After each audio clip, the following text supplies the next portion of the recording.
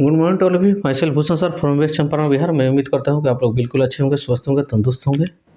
मैं आज अम्ल भस्म लवण जो क्लास 10th का चैप्टर 2 है उसका पार्ट 2 लेकर आया हूँ, जो कि इसके पहले मैं इसका पार्ट 1 अपलोड कर चुका हूँ। यदि आप मेरे चैनल पर नए हैं तो सबसे पहले आप उसे भी देख सकते हैं, और इसके अतिरिक्त इसके पहले चैप्टर भी डाल चुका हूँ, और बहुत से सारे मैंने मॉडर्न हिस्ट्री और मेडिवल हिस्ट्री के वीडियो डाल चुका हूँ, मैथ का भी डाल चुका हूँ।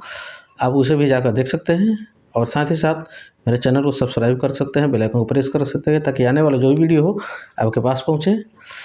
आज के लेक्चर में इस चैप्टर को हम लोग समाप्त कर देंगे, और आज को समाप्त करने के बाद आप इतना समझ जाइए कि आप को मैं उस सीमा तक मैं पहुंचा दूंगा ताकि आप किसी दूसरे को पढ़ाकर आ सकते हैं इस चैप्टर को अच्छा से। ठीक, तो और साथ ही साथ मेरे वीडियो को ज़्यादा से ज़्यादा शेयर कीजिए अपने दोस्तों, अपने रिश्तेदारों के बीच में, क्योंकि मैं यदि आप लोग के लिए इतना मेहनत कर रहा हूँ तो थोड़ा सा आप लोग का भी कर्तव्य बनता है कि अपने दोस्तों, अपने रिश्तेदारों और पूरे भारत में इसको फैलाने का काम करने का, क्योंकि इसमें कोई पैसा नहीं लगता है। ठीक, हम लोग इसके पहले वाले पार्ट में अम्ल भस्म को कवर कर लिए हैं। कुछ उस इम्पोर्टेंट अम्ल और भस्म है जिसको हम लोग अम्ल भस्म और लवण कौन कुछ ऐसे पदार्थ जो कि ये एग्जाम में बार बार पूछ दिया जाता है, जो इस पदार्थ का पीएच मान कितना होता है। ठीक है, तो अमाशय जो रस होता है उसका पीएच मान 1 होता है। नींबू जो रस होता है उसका पीएच 2.5 होता है। सिरका जो होता है उसका जो अचार में डाला जाता है 3 होता है। टमाटर का जो रस होता है वो 4.1 होता है। पसीना जो हम लोग के शरीर से गर्मी के दिनों में निकलता है जो कि क्या होता है 4.5 होता है। अम्ल वर्षा जो होता है, ठीक, जिसके चलते ताजमहल पीला होते जा रहा है, ठीक, वो 5.6 है। पेशाब जो है जिसको हम लोग त्यागते हैं वो 6 है। दूध जो हम लोग पीते हैं 6.5 है। शुद्ध जल है वो 7 पीएच मान होना चाहिए। आंसू जो हम लोग को निकलता है, ठीक, वो 7.3 है। खून जो हम लोग का है वो 7.4 उसका पीएच मान है। जो पीत है, पित्ताशय से जो पीत रस निकलता है उस रस का पीएच मान 7.5 से लेकर 8.8 है। कितना है? 8.8 है। जो चूना है उसका पीएच मान कितना होता है? क्या? 11 होता है। इसीलिए ये किस नेचर के है? भास्मिक नेचर के। ये भी भास्मिक नेचर, ठीक है, ये भी भास्मिक नेचर, ठीक है, ये भी भास्मिक नेचर। ये जो कैसा है? ये लवण है। क्या है? ये लवण है। बाकी ऊपर जितने भी है हम लोग का क्या है? ये अम्ल है। क्या है? अम्ल है। ठीक, तो मैं उम्मीद करता हूँ कि आप लोग इसको समझ गए होंगे। आप इसके स्क्रीनशॉट मार कर रख सकते हैं और इसे याद कर सकते हैं, क्योंकि परीक्षा में ऑब्जेक्टिव में पूछ दिया जाता है कि इस पदार्थ का पीएच मान कितना होता है, तो याद रहेगा तो आप लोग आराम से बना सकते हैं। ठीक है, अब यहीं पर हम लोग का अम्ल और भस्म क्या होता है? समाप्त होता है, और हम लोग चलना शुरू होता है क्या? लवण। क्या है? लवण। तो हम लोग जानते हैं कि अम्ल HCl ये अम्ल है, ठीक, ये NaOH जो कि क्या है? ये भस्म है। ये अभिक्रिया करता है तो NaCl प्लस H2O देता है। क्या देता है? NaCl प्लस H2O देता है।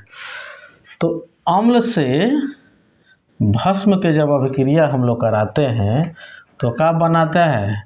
लवण प्लस जल बनाता है। ये हम लोग क्या है? अम्ल है। ये क्या है? लवण है, सॉरी, भस्म है। जो बनाया वो क्या है? लवण है। ये तो जल आप लोग समझ ही रहे हैं, तो इतना आप लोग को समझ में आ गया होगा। कोई भी अगर अम्ल जैसे भस्म से अभिक्रिया करता है तो क्या बनाता है? लवण। लवण जो बनाएगा, जाहिर सी बात है कि जल बनाएगा ही बनाएगा।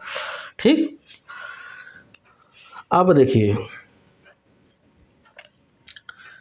ये लवणों का कुछ प्रकार होता है। क्या है? लवण का। तो पहला है हम लोग को सामान्य लवण। क्या है? सामान्य लवण। क्या है? सामान्य लवण। सामान्य लवण के मतलब क्या होता है कि यदि कोई परबल अम्ल को परबल भस्म से अभिक्रिया कराने पर जो लवण हम लोग को प्राप्त होता है वो क्या कहलाता है? सामान्य लवण कहलाता है। जैसे हम लोग यहाँ से NaCl का अभिक्रिया कराए, हाइड्रोक्लोरिक एसिड का अभिक्रिया कराए किससे? ये सोडियम हाइड्रोक्साइड से। तो ये हम लोग को जो प्राप्त हुआ है सोडियम क्लोराइड, ये क्या है? हम लोग का ये सामान्य लवण का एग्जाम्पल हो गया। ठीक, इसका जो pH मान होता है कितना होता है? 7 से कम होता है। क्या होता है? इसका जो pH मान जो होता है 7 से इसका pH मान कितना होता है? 7 होता है। कितना होता है? 7 होता है। 7 से कम तो होगा तो क्या हो जाएगा? ये हम लोग का लवण हो जाएगा। क्या हो जाएगा? लवण होगा। ये यदि अगर हम लोग परबल अम्ल का अभिक्रिया परबल भस्म से कराते हैं तो वो क्या कौन लवण आता है? सामान्य लवण आता है। और उसका जो pH जो मान होता है वो कितना होता है? 7 होता है। कितना होता है? 7 होता है। तो लवण का पहला प्रकार हो गया सामान्य लवण। दूसरा का जो है हम लोग का अम्लीय लवण। अम्लीय लवण। अम्लीय लवण। अम्लीय लवण क्या होता है? जो किसी परबल अम्ल का, किसका? किसी परबल अम्ल का अगर क्रिया अगर हम लोग किसी दुर्बल अम्ल से कराते हैं तो कौन सा लवण उसमें अम्ल की मात्रा आ जाएगा। क्या आ जाएगा? अम्ल की मात्रा आ जाएगा, इसीलिए उसका नाम पड़ जाता कथी? अम्लीय लवण। क्या हो जाएगा? अम्लीय लवण। जैसे हम लोग किसी गिलास में नींबू का भी घोल डाल देते हैं, नींबू को भी रस डाल देते हैं और साथ में चीनी भी डाल देते हैं। अगर चीनी की मात्रा अगर ज़्यादा पड़ जाता है तो मीठा लगता है, वहीं नींबू का मात्रा अगर ज़्यादा हो जाता है तो कैसा रहता है? खट्टा लगता है। तो जिसका मात्रा ज़्यादा तो वही न स्वाद हम लोग समझ में आता है। तो परबल अम्ल के मतलब क्या हुआ? यानी ज़्यादा है। दुर्बल भस्म के मतलब क्या? वो कम है। तो परबल अम्ल का अभिक्रिया अगर दुर्बल अम्ल से अगर कराते हैं तो उसका जो स्वाद कैसा होगा? अम्लीय होगा। कैसा होगा? अम्लीय होगा। ठीक, और ये जो होगा इसका जो pH मान होगा 7 से कम होगा। क्या होगा? 7 से कम होगा। जैसे एक हम लोग एग्जाम्पल से हम लोग समझे, H2SO4 का अभिक्रिया हम करा रहे हैं किससे? सोडियम हाइड्रोक्साइड से। तो ये हम लोग को प्राप्त हो जाता है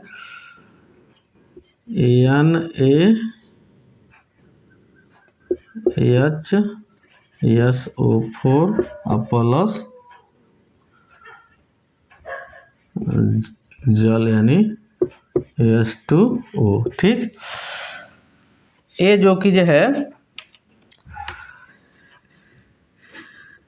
N हो गए यहाँ पर सोडियम बाई सल्फेट। क्या है ये? सोडियम, इसको पढ़ते हैं सोडियम बाई सल्फेट। ठीक, जैसे H लग गया तो क्या पढ़ देते हैं? बाई सल्फेट बोलते हैं। ठीक है, जैसे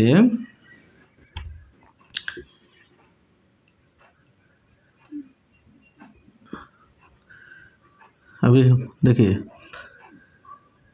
यहाँ पे ये क्या है? अम्ल है। क्या है? ये अम्ल है। ये क्या है, भस्म है। क्योंकि ये अम्ल है तो परबल अम्ल क्या है, अभी हम लोग जाने हैं कि HCl और H2SO4, ठीक, ये जो दोनों में अगर कंपैरिजन किया जाए तो ये जो क्या होगा, ये दुर्बल अम्ल होगा, ये क्या होगा, परबल अम्ल होगा, ठीक है। इसीलिए ये परबल अम्ल का अभिक्रिया ये दुर्बल भस्म से कराते हैं, तो हम लोग को जो ये जो क्या प्राप्त होगा, सोडियम बाइसल्फेट होगा, क्या होगा, सोडियम बाइसल्फेट होगा, जो कि क्या है, ये नामक है, क्या है ये, सॉरी, ये कहीं ना कहीं ये नमक है। और ये क्या चीज़ का, ये इसमें क्या चीज़ का मात्रा है, इसमें अम्लीयता का मात्रा है, क्या है इसमें, अम्लीयता का मान। इसका जो पीएच मान जो होगा 7 से कम होगा, क्या होगा, इसका जो पीएच के मान क्या होगा, 7 से कम होगा, क्या होगा, 7 से कम होगा। क्यों, क्योंकि हम लोग अभिक्रिया जो कराए हैं परबल अम्ल से कराए हैं, किसे कराए हैं, परबल अम्ल से कराए हैं, ठीक है, इसीलिए इसका अम्लीयता ज़्यादा होगा। तीसरा जो है हम लोग का भास्मिक लवण, भास्मिक लवण, यानी भास्मिक लवण का मतलब यह होता है कि दुर्बल अम्ल का अगर अभिक्रिया परबल भस्म से कराते हैं, किसे, दुर्बल अम्ल का अभिक्रिया परबल भस्म से कराते हैं, तो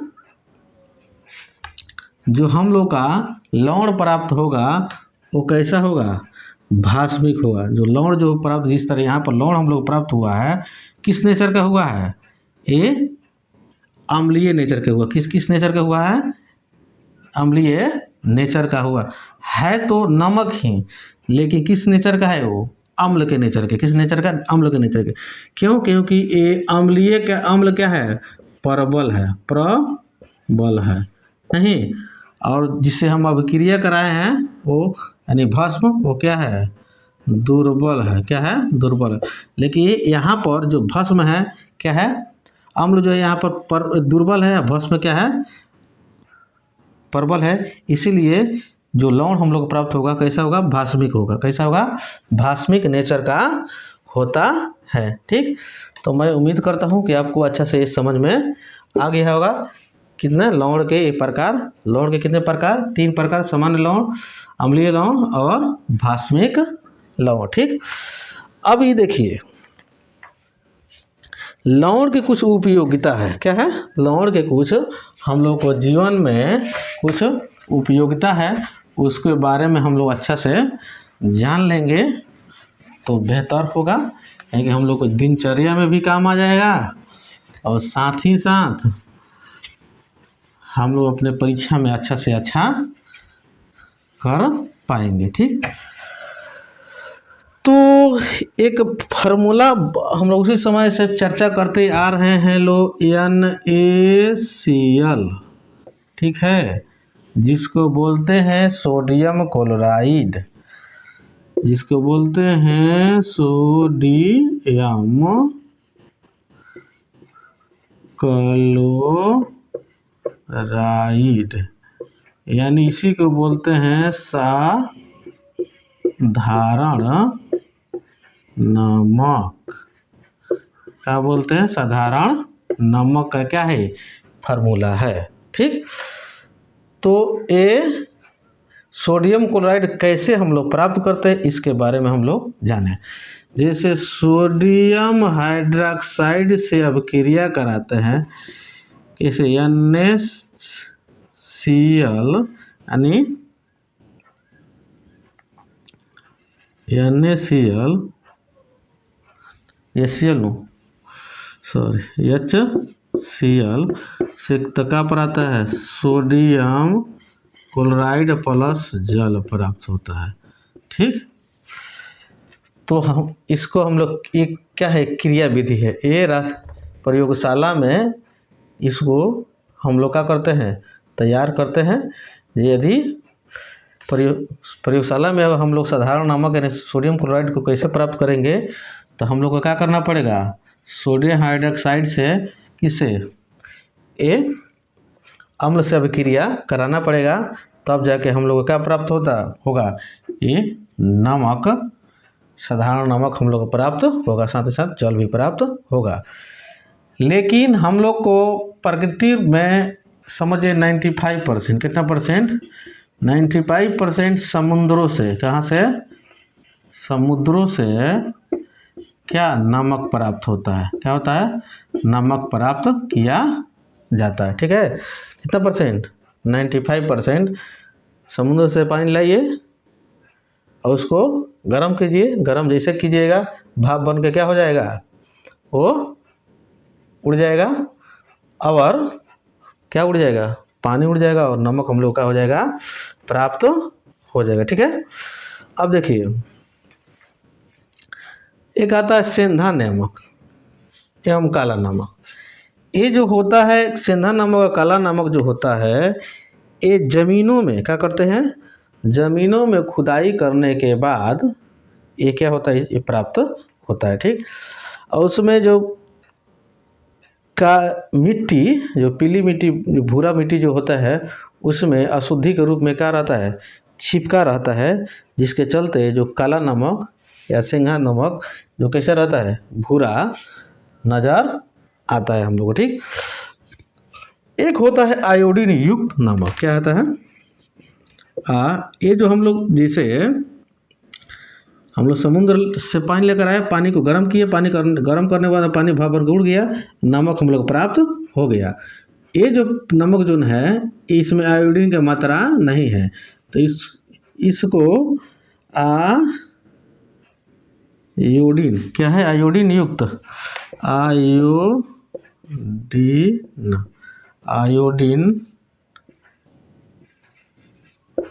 युक्त, आयोडीन युक्त नमक अगर हम लोग को बनाना है, ठीक है, तब पोटेशियम आयोडाइड मिला दिया जाता है। क्या किया दिया जाता है कि किसी साधारण नमक में यदि पोटेशियम आयोडाइड अगर मिला देते हैं तो समझिए जो कैसा हो जाएगा, आयोडीन युक्त नमक हो जाएगा। यदि आयोडीन युक्त अगर नमक हम लोग नहीं खाते हैं तो हम लोग को मानसिक भी बीमारी हो सकता है, ब्रेन से संबंधित, और साथ ही हम लोग को जो होने वाला जो रोग होगा वो क्या होगा, घेंघा रोग होगा। ठीक है, तो इसीलिए हम लोग को अपने भोजन में, अपने आहार में कैसा नमक लेना चाहिए, आयोडीन युक्त नमक लेना चाहिए। ठीक, अब देखिए अगला है हम लोग को, ये हम लोग को नमक का क्या था, प्रचार प्रसार था। अब हम लोग चलें किसको देखने, सोडियम हाइड्रोक्साइड, क्या है, सोडियम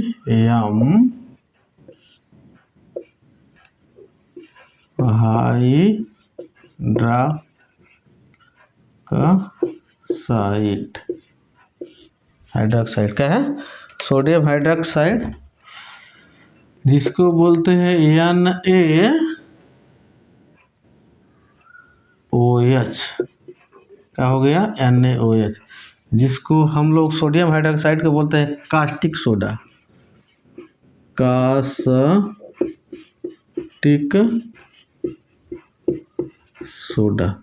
ठीक, कास्टिक सोडा का फॉर्मूला क्या होता है, NaOH, जिसको हम लोग बोलते हैं सोडियम हाइड्रोक्साइड। ठीक है, तो आप लोग के एग्जाम में ये नहीं पूछेगा सोडियम हाइड्रोक्साइड के फॉर्मूला क्या होता है, ये सब कोई जानता है, कोई भी सोडियम सुनेगा तो Na हाइड्रोक्साइड NaOH, लेकिन वो पूछ देता है कास्टिक सोडा के फॉर्मूला निम्नलिखित में से कौन है, तो उस परिस्थिति में हम लोग को दिक्कत हो जाता है। तो याद रखना है ये सोडियम हाइड्रोक्साइड के फॉर्मूला होता है NaOH, क्या होता है, NaOH।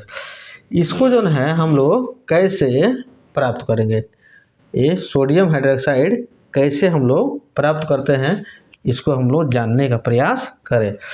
ये जो होता है सोडियम हाइड्रोक्साइड, इसको सोडियम का अभिक्रिया किससे कराते हैं, जल से कराते हैं तो हम लोग को क्या प्राप्त होता है, 2NaOH प्लस, साथ ही साथ हाइड्रोजन गैस मुक्त होता है। क्या होता है, हाइड्रोजन गैस मुक्त होता है। तो सोडियम हाइड्रोक्साइड जो होता है, प्राप्त करने के लिए सोडियम को अभिक्रिया हम लोग किससे कराना पड़ता है, जल से कराना पड़ता है। तब हाइड्रोजन हाइड्रोक्साइड और प्लस साथ में साथ क्या देता है, हम लोग को हाइड्रोजन गैस मुक्त करता है। ठीक, ये जो होता है, ये जो अपघटन होता है, ये विद्युत अपघटन होता है। कैसा होता है, ये विद्युत अपघटन होता है। ठीक ठीक, तो मैं उम्मीद करता हूँ कि आप लोग इसको समझ गए होंगे। अब इसमें इसका अपना अपना अलग अलग इस्तेमाल है।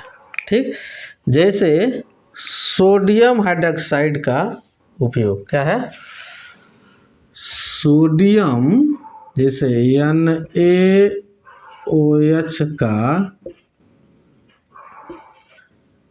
उपयोग, इसका उपयोग क्या होता है, इसका जो उपयोग है साबुन तथा अपमार्जक बनाने में किया जाता है। किसका, साबुन तथा अपमार्जक बनाने में इसका इस्तेमाल किया जाता है। पहला, साबुन तथा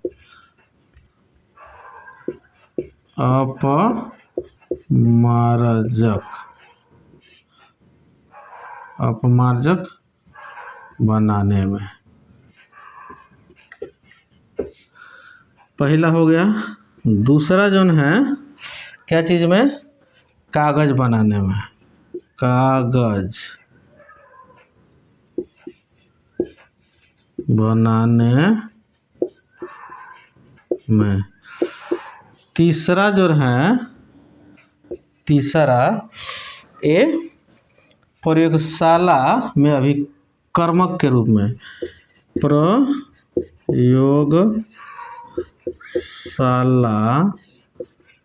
में अभिक्रमक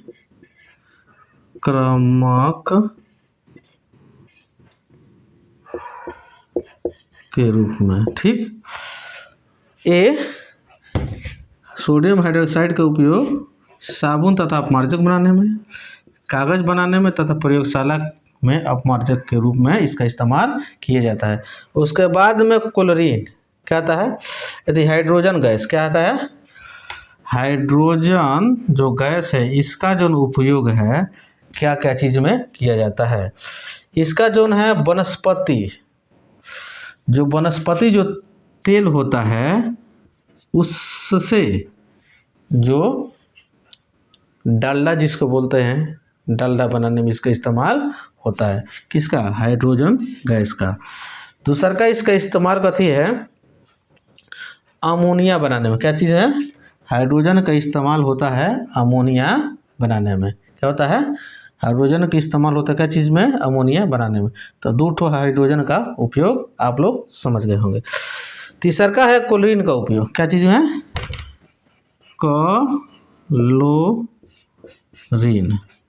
क्लोरीन का उपयोग। क्या है, क्लोरीन का उपयोग।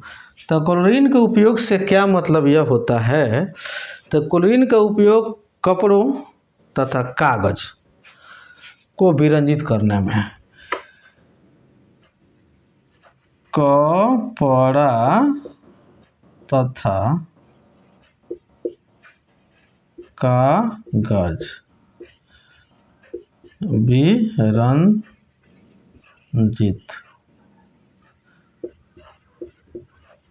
करने में, पहला। दूसरा का है, ये जो होता है कीटाणुनाशक होता है, कीटाणुनाशक।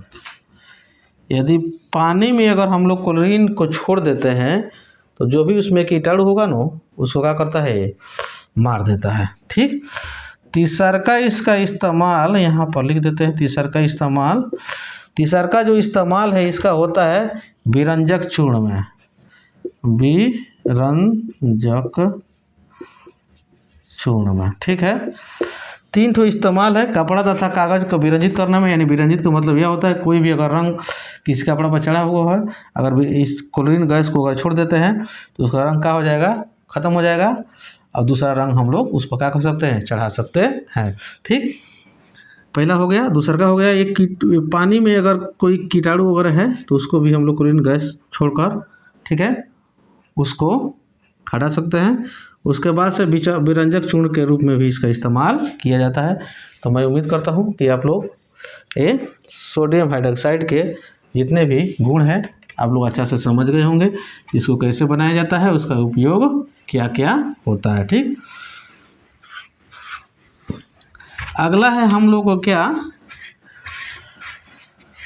सोडियम बाइकार्बोनेट या सोडियम हाइड्रोजन कार्बोनेट। तो सोडियम बाइकार्बोनेट तो NaHCO3 इसको बोलते हैं सोडियम बाइकार्बोनेट। देखो सोडियम अगर H नहीं रहता तो कार्बोनेट पढ़ते सोडियम कार्बोनेट, लेकिन जिससे इसमें H लग गया तो इसको बोलेंगे बाइकार्बोनेट या सोडियम हाइड्रोजन कार्बोनेट भी बोला जा सकता है। ठीक, जिसको हम लोग इसको खाने का सोडा, तो परीक्षा में ये नहीं पूछेगा जो सोडियम बाइकार्बोनेट का फॉर्मूला बताइए, आप आराम से बता सकते हैं, लेकिन पूछ देगा जो निम्नलिखित में से कौन खाने का सोडा है का फॉर्मूला है। तो आप लोग याद रखना पड़ेगा NaHCO3। ठीक, ये क्या है, खाने के सोडा का फॉर्मूला है।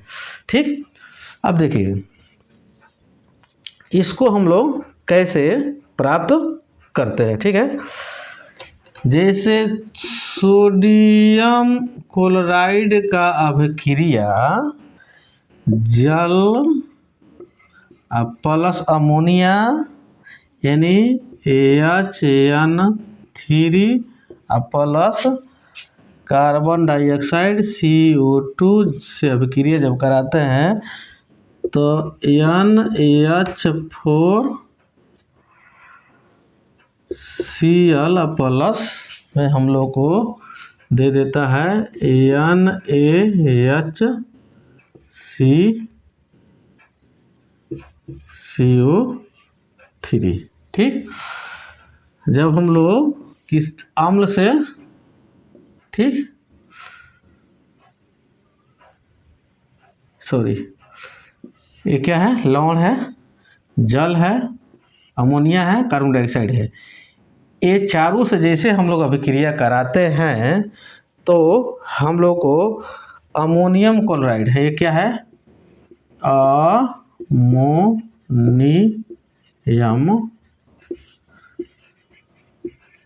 क्लोराइड, अमोनियम क्लोराइड और साथ ही साथ सोडियम बाइकार्बोनेट हम लोग को प्राप्त हो जाता है। ठीक, तो मैं उम्मीद करता हूँ कि सोडियम बाइकार्बोनेट कैसे हम लोग प्राप्त करते हैं, क्या क्या चीज़ में अभिक्रिया कराने के बाद, ठीक आप लोग अच्छे से समझ गए होंगे। ठीक, अब इसका जो है कुछ अपना गुण है, क्या है, इसका अपना खुद के गुण है। जो सोडियम बाइकार्बोनेट जो होता है, सबसे पहले इसका गुण में है, इसका जो अगर गुण जाने हम लोग तो पहला गुण है कि इसका pH जो होता है, pH मान इस 7 होता है। कितना होता है, इसका pH 7 से अधिक होता है। क्या होता है, इसका pH जो होता है 7 से अधिक होता है। ठीक, जो जलीय विलयन में ये सोडियम बाइकार्बोनेट का जलीय विलयन कैसा होता है? क्षारीय होता है। कैसा होता है? क्षारीय होता है। कैसा होता है? 7 से अधिक है तो क्या हो जाएगा? क्षारीय हो जाएगा, क्योंकि 0 से लेके 6 से अगर 0 से लेकर अगर 7 से अगर कम रहता है तो क्या कहलाएगा? ये अम्ल कहलाएगा। क्या कहलाएगा? अम्ल। यदि 7 के बराबर होगा क्या कराएगा? ये लवण ना। अगर 7 से ज़्यादा अगर रहता है तो क्या कहलाता है? भस्म कहलाता है। क्या कहलाता है? भस्म। ठीक है, तो ये जो 7 से अगर अधिक है तो क्या किस नेचर का है? भास्मिक नेचर यानी क्षारीय नेचर का हो जाएगा। ठीक, अगला जो है, अगर सोडियम क्लोराइड को अगर हम लोग सोडियम क्लोराइड का अगर अभिक्रिया अगर कराते हैं, ये सोडियम क्लोराइड का अभिक्रिया हम लोग कराते हैं किससे? किसी HCl यानी किसी लवण से, तो क्या हो जाएगा? ये हम लोग को कार्बन डाइऑक्साइड मुक्त होगा। जैसे हम NaHCO3 इसका अगर अभिक्रिया हम कराते हैं HCl से, तो हम लोग को प्राप्त हो जाएगा NaCl plus CO2 plus H2O। ठीक, ये जो हुआ हम लोग का हुआ है, ये लवण है, ये क्या है? अम्ल है। ये हम लोग को क्या प्राप्त हुआ? जैसे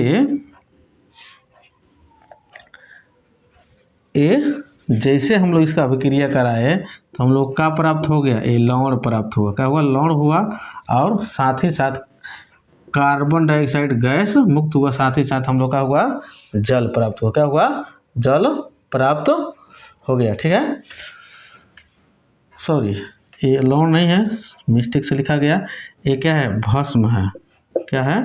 भस्म है, क्योंकि भस्म से अम्ल से अभिक्रिया कराते हैं तब हम लोग का प्राप्त होता है? लवण प्राप्त होता है। क्या प्राप्त होता है? लवण प्राप्त होता है। मिस्टेक होता है, गलती से फ्लो में हो जाता है, आप लोग को भी ध्यान देना पड़ेगा। ठीक, आगे देखिए, तो ये किस नेचर का? ये भास्मिक नेचर का है, और ये अम्ल से जैसे अभिक्रिया कराया तो क्या बना दिया? लवण बना दिया। साथ ही साथ क्या? कार्बन डाइऑक्साइड गैस मुक्त हुआ, जल भी प्राप्त हम लोग को हो गया। तो दूसरा का गुण इसका हो गया।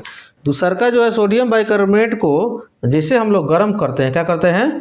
गर्म करते हैं, तो हम लोग को क्या क्या प्राप्त होता है? जैसे NaHCO3, इसको बैलेंस के लिख कर लेते हैं।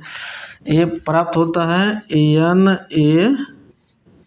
Na2CO3, ठीक, plus H2O plus CO2 gas के रूप में प्राप्त हो जाता है। ठीक, सोडियम बाइकार्बोनेट को जैसे हम लोग गर्म करते हैं, क्या करते हैं? जैसे इसको हम लोग गर्म करते हैं तो हम लोग को प्राप्त होता है सोडियम कार्बोनेट। क्या होता है? Sodium carbonate. सोडियम बाइकार्बोनेट को जैसे हम लोग गर्म करते हैं तो क्या होता है? सोडियम कार्बोनेट प्राप्त होता है, साथ साथ जल मिलता है और कार्बन डाइऑक्साइड गैस मुक्त होता है। तो ये हम लोग का पहला गुण, ये है दूसरा का गुण, ये है तो क्या हो गया? तीसरा का गुण। ये 3 ठो गुण क्या है? ये खाने का सोडा का गुण है। अब इसका जो है कुछ इसका ये सोडियम बाइकार्बोनेट का कुछ इसका इस्तेमाल है। क्या है? इसका इस्तेमाल है। ठीक है, तो सबसे पहले इसका हम लोग सोडियम बाइकार्बोनेट का क्या जान ले हम लोग?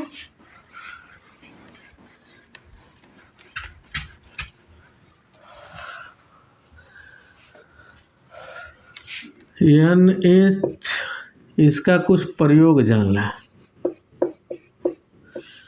इसका जो प्रयोग है, हम लोग किसी भी भोज्य पदार्थ को स्पंजी और मुलायम बनाने में इसका इस्तेमाल करते हैं। क्या करते हैं? इसका इस्तेमाल हम लोग ये स्पंजी और मुलायम बनाने में हम लोग इसमें, जैसे केक बनता है, पाव रोटी बनता है, ठीक, ये खाने का सोडा ही डाला जाता है ताकि काफ़ी स्पंजी होता है और मुलायम भी होता है, खाने में अच्छा हम लोग को लगता है। ठीक, अब देखिए दूसरा का इसका इस्तेमाल जो है इसका एंटासिड के रूप में हम लोग इसको करते हैं। एंटासिड का मतलब क्या है? यानी इनो भी हम लोग बना सकते हैं। जैसे सोडा हो गया, सोडा में जैसे हम लोग क्या करते हैं, नमक कर है और नींबू जैसे हम लोग छोड़ देते हैं तो क्या बनेगा, समझ लीजिए इनो बनकर तैयार हो गया। तो उसमें अगर हम लोग ज़्यादा भोजन हम लोग कर लेते हैं, तो जैसे हम लोग ज़्यादा भोजन करते हैं तो भोजन ज़्यादा कर लेते हैं तो हम लोग जो आमाशय उसमें अम्लीयता बढ़ जाते हैं, और उसको कंट्रोल करने के लिए, उसको न्यूट्रल करने के लिए इसी सोडा का इस्तेमाल हम लोग नमक नींबू मिलाकर कर लेते हैं तो क्या हो जाएगा, क्योंकि वो जो हम लोग को पेट में बढ़ा है वो HCl बढ़ा है, यानी क्या बढ़ा है, वो एसिड बढ़ गया है। और वो जैसे हम लोग वो खाने का सोडा हम लोग डालते हैं नींबू निचोड़ कर, तो कैसा रहता है, वो कैसा हो जाता है, भास्मिक हो जाता है। जैसे अम्ल और भस्म जब मिलता है तो क्या हो जाता है, हम लोग के पेट के जो अम्लीयता जो है न्यूट्रल हो जाता है। ठीक, और दूसरा का बात यह है, तीसरा का इसका इस्तेमाल होता है अग्निशामक जो यंत्र है उसमें भी हम लोग इसका इस्तेमाल करते हैं। किसका? ये सोडियम बाइकार्बोनेट का। ठीक, इसमें होता क्या था सोडियम बाइकार्बोनेट में, जो कि जैसे उस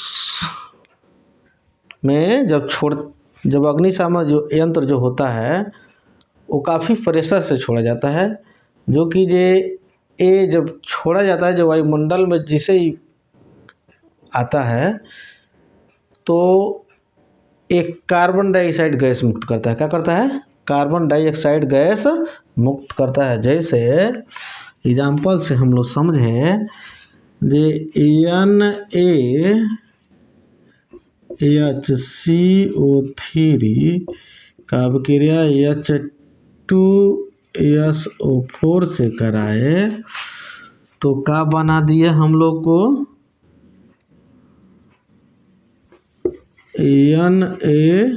NaSO4 plus H2O plus 2CO2। ठीक, सोडियम बाइकार्बोनेट को सल्फ्यूरिक अम्ल से अभिक्रिया कराते हैं तो हम लोग का क्या प्राप्त होता है, सोडियम सल्फेट और जल और कार्बन डाइऑक्साइड। यही कार्बन डाइऑक्साइड क्या करता है, उस आग को बुझाने का काम करता है, क्योंकि कार्बन डाइऑक्साइड जो है ऑक्सीजन के जो कनेक्शन है वो क्या करता है, तोड़ देता है। क्योंकि हम लोग इसके पहले चैप्टर में हम लोग पढ़े हैं, जो किसी भी मोमबत्ती को अगर हम लोग किसी भी जगह पर हम लोग रख देते हैं तो जलना प्रारंभ कर देता है, लेकिन अगर वहीं किसी कांच के गिलास से उसको ढक देते हैं तो क्या हो जाता है, वो कुछ समय के बाद में बुझ जाता है। बुझने का कारण यह है कि उसमें क्या हो जाता है, ऑक्सीजन की मात्रा खत्म हो जाता है, कार्बन डाइऑक्साइड आ जाता है। और जैसे कार्बन डाइऑक्साइड आएगा तो कार्बन डाइऑक्साइड की उपस्थिति में कोनो वस्तु चल नहीं पाएगा। वही प्रोसेस सेम उस अग्निशामक यंत्र में होता है।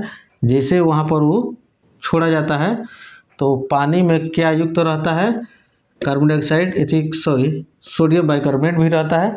वो सोडियम बाइकार्बोनेट और HCl से अभिक्रिया कराकर ये कार्बन डाइऑक्साइड गैस मुक्त करता है। यही कार्बन डाइऑक्साइड गैस जो है वो ऑक्सीजन के संपर्क को क्या करता है, वो तोड़ देता है। जैसे किसी दहनशील पदार्थ को अगर ऑक्सीजन नहीं मिलेगा तो दहन करना बंद कर देगा, और जैसे दहन करना बंद कर तो बाजार तो हम लोग को वहीं चाहिए कि किसी तरह आग बुझ जाए, तो आग बुझ जाता है।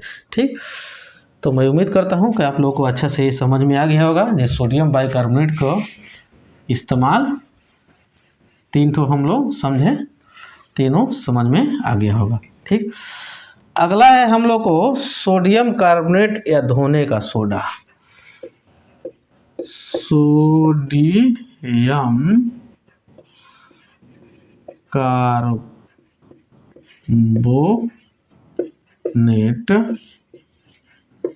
या धोने का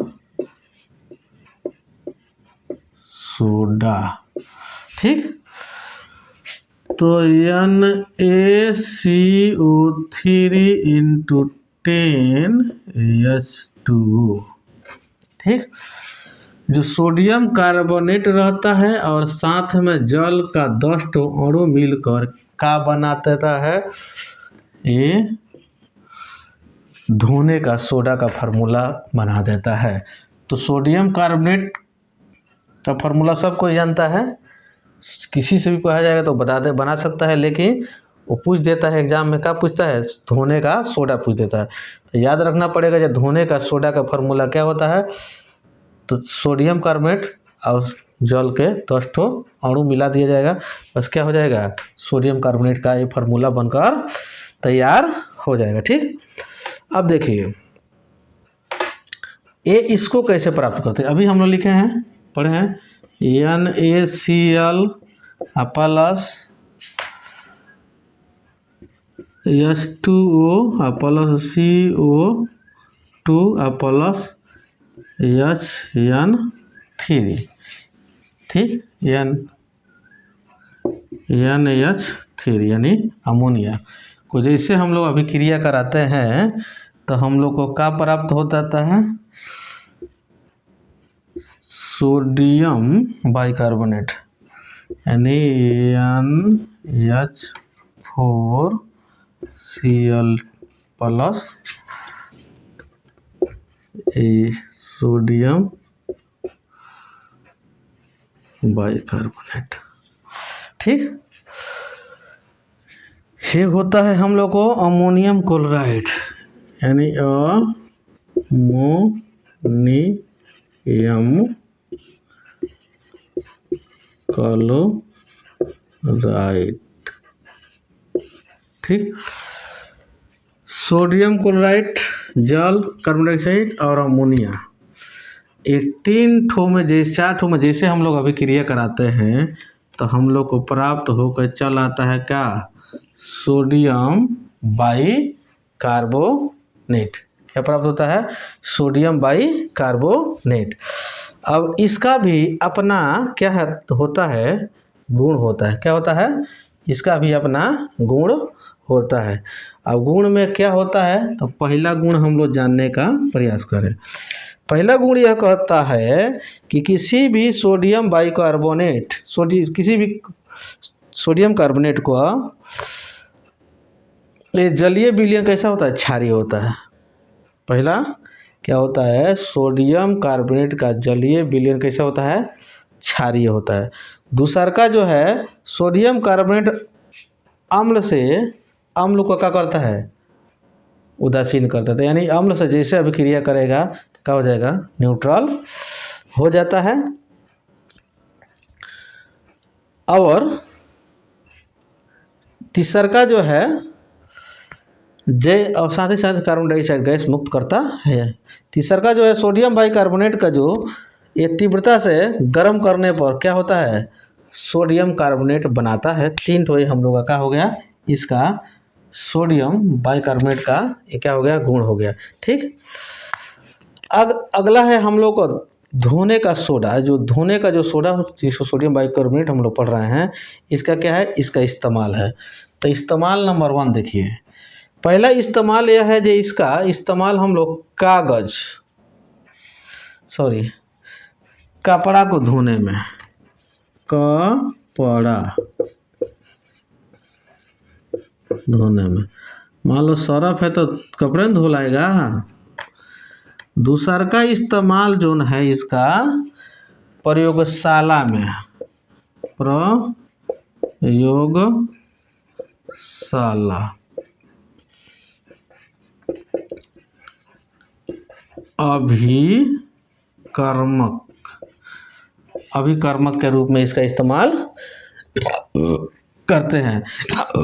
तीसरा जो है ये तीसरा जो है हम लोग इस्तेमाल जो पानी में जो खरापन है, खरापन है, इसको दूर करने में इसका इस्तेमाल हम लोग करते हैं। 3 ठो इसका इस्तेमाल होता है। कपड़ा को धोने में, प्रयोगशाला में अभिकर्मक के रूप में, अगर पानी में अगर लवण की मात्रा अगर है ज़्यादा तो उसको दूर करने में भी इसका इस्तेमाल करते हैं। क्योंकि जो अगर कठोर जल होता है उसमें ये क्या होता है, कैल्शियम कार्बोनेट और मैग्नीशियम भी, कैल्शियम भी रहता है और मैग्नीशियम भी रहता है। ठीक है, जिसके चलते वो पानी क्या होता है, काफ़ी कठोर होता है। उसका कैल्शियम और मैग्नीशियम का गुण क्या करता है, सोडियम कार्बोनेट क्या करता है, ख़त्म कर देता है और उससे कपड़ा अच्छा से धोआ जाता है। उसको इस्तेमाल में हम लोग ले सकते हैं। ठीक है, अगला है हम लोग को पढ़ना है हम लोग को विरंजक चूर्ण। क्या है, विरंजक चूर्ण।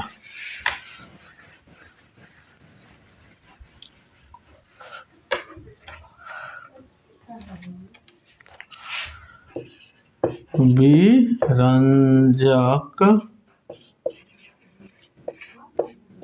चूर्ण, विरंजक चूर्ण जो है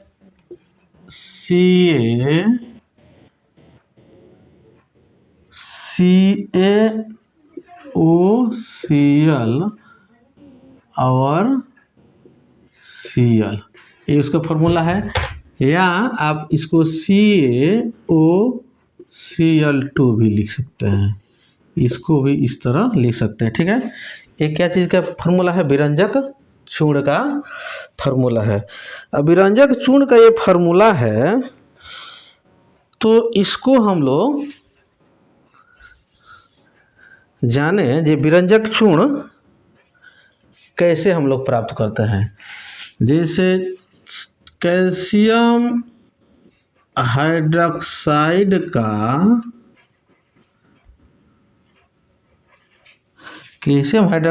को अगर क्लोरीन से अभिक्रिया जब हम लोग कराते हैं तो हम लोग को CaOCl2 और प्लस में हम लोग को प्राप्त होता है जल। क्या प्राप्त होता है, जल।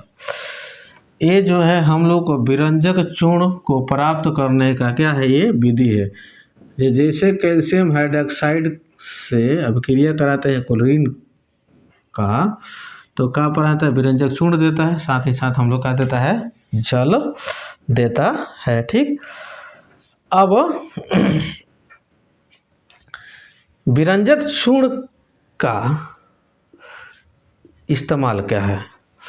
विरंजक चूर्ण का सबसे पहले इस्तेमाल है कि इसका कीटाणुनाशक,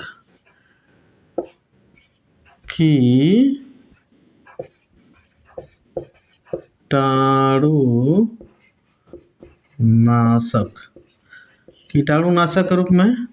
और दूसरा का इसका इस्तेमाल है कागज और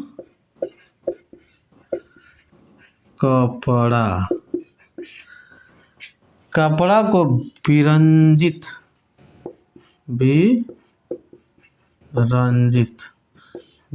करने में। तीसरा का इसका इस्तेमाल है विरंजक चूर्ण को, ठीक है, क्लोरोफॉर्म, ठीक, क्लोरोफॉर्म के रूप में इसका इस्तेमाल करते हैं। ठीक है, तो 3 ठो हम लोग का क्या हुआ, ये विरंजक चूर्ण का क्या हुआ, ये प्रयोग हुआ। इस रूप में हम लोग इसका विरंजक चूर्ण का इस्तेमाल हम लोग करते हैं। ठीक, अगला हम लोग को क्या पढ़ना है, हम लोग को प्लास्टर ऑफ पेरिस का पढ़ना है। प्लास्टर ऑफ पेरिस, तो प्लास्टर ऑफ पेरिस क्या होता है, प्लास्टर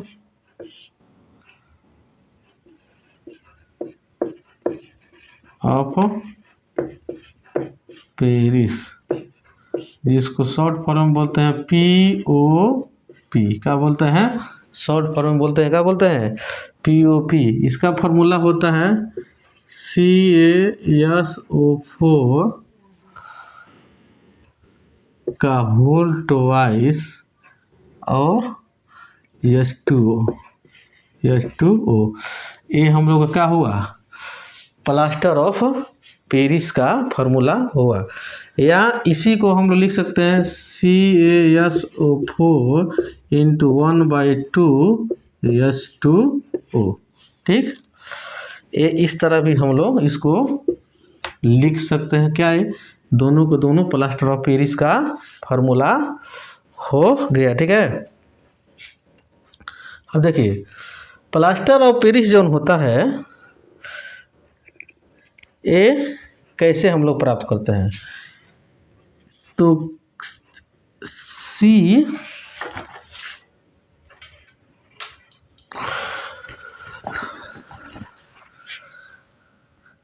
कैल्शियम सल्फेट का अभिक्रिया किससे? जल, H2O। ठीक,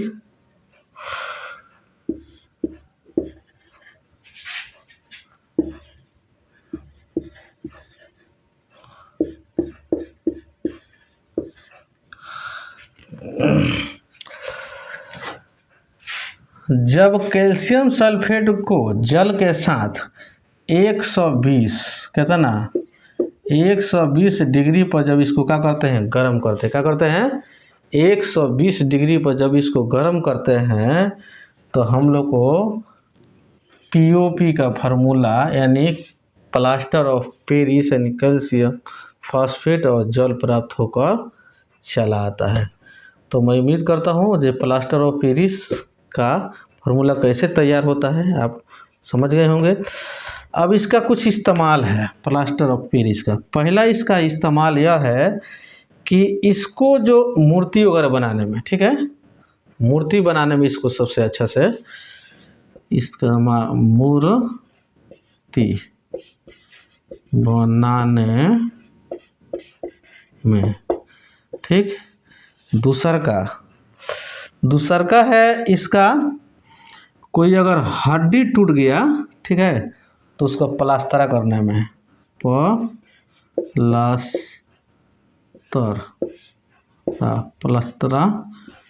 करने में।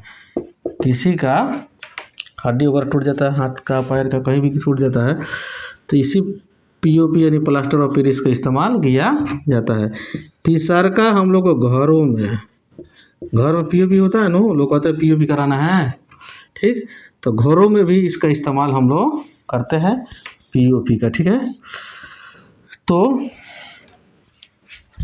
आज ये हम लोग का अम्ल भस्म और लवण यानी एसिड बेस एंड साल्ट का जो चैप्टर 2 है आज ख़त्म होता है। मैं उम्मीद करता हूँ कि आप लोग को अच्छा से समझ में आ गया होगा और मेरे वीडियो में शुरू से अंत तक बने रहने के लिए बहुत बहुत धन्यवाद। और मेरे वीडियो को ज़्यादा से ज़्यादा शेयर कीजिए, पूरे भारत में इसे फैलाने का काम कीजिए ताकि हमें भी मोटिवेशन मिलते रहे और आने वाले समय में ज़्यादा से ज़्यादा मैं आप लोगों के लिए और इससे भी अच्छा से ऐसा वीडियो लेकर आऊँ ताकि आप उसे देखकर अपने करियर को संभाल सकें। ठीक है, यही मेरा लक्ष्य है। तब तक के लिए जय हिंद, जय भारत।